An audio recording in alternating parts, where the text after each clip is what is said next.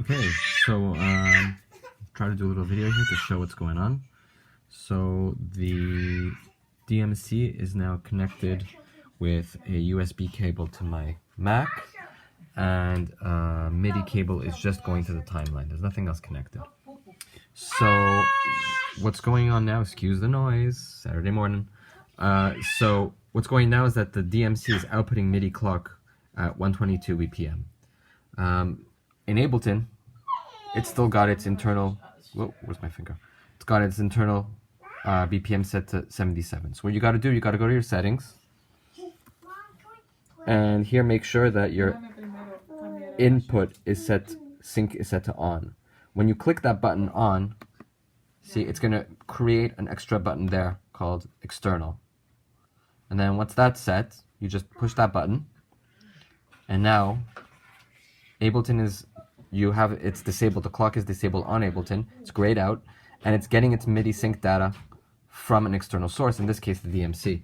So see 122, here you got 121.95. So if I change this, I'm in clock mode now just to show you. So I'm in preset mode, I hold down the tap button, and I'm in a clock mode where I can manually set the increments of the clock, set a tap division for, I think this only works with the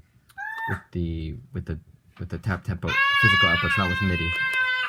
So I'll set it to quarter notes, and then here if I tap in a new tempo, let's do something really fast.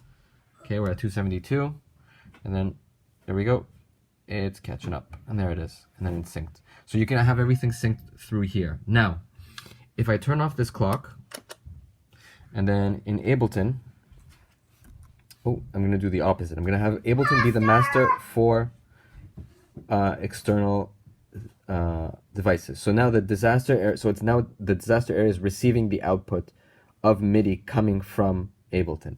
So now here we've got 77. So what should be happening now is that if I change this tempo, let's see if this works. Right, push this tempo up. So maybe I have to exit tap tempo mode here. Okay, so that's working. So let's see if I can get this to work. So, sync. Oh, sorry. Yeah, you have to start. Well, this is what I forgot to do. You have to start Ableton for the clock to sync up. So let's see.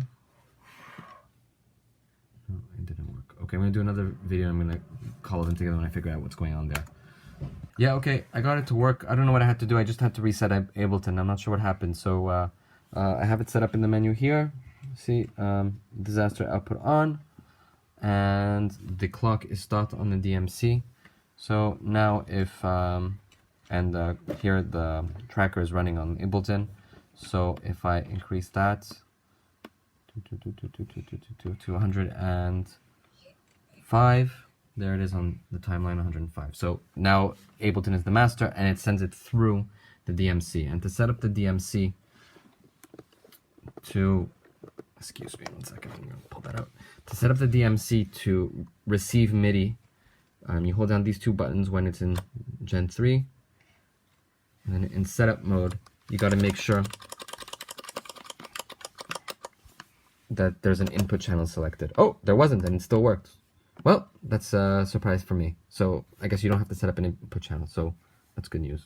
All right, that still works. You want to be setting up that input channel if this is going to be your MIDI interface to do your preset updates and firmware updates for devices connected through it, then you want to be setting one in so that it can receive MIDI data to get sent to the devices. But I guess it still works for clock even with that off, which is good. Good to know. All right, I'm going to put these two videos together. I'm going to send that off.